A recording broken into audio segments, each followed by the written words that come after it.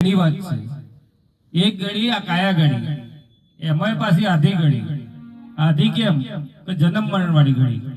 કાયા કોઈની અમર છે નહીં અને અમર રહેવાની નહીં.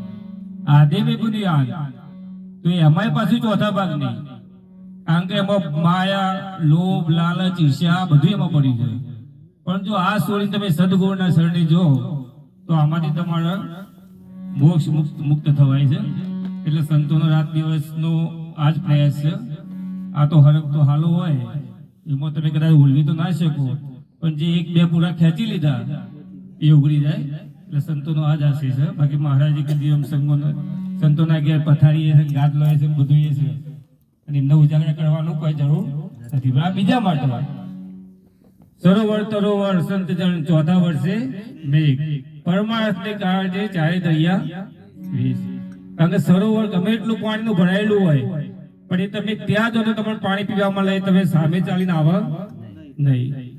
સરોવર એટલે વૃક્ષ ગમે એટલું ઘટાદાર હોય, પણ તમે વૃક્ષના નીચે જો તો તમને છાંયડો મળે, બાકી વૃક્ષ સામે ચાલીને આવો નહીં.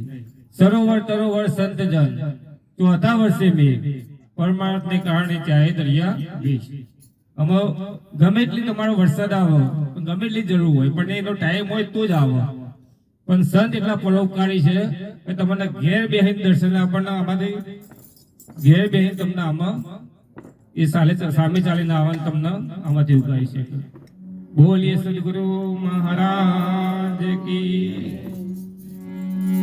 હે સખી આજની ઘડી છે રડિયા મણી રે. હે સખી આજની ઘડી છે રડિયા મણી. હે સખી આજની ઘડી છે રડિયા મણી. હે સખી આજની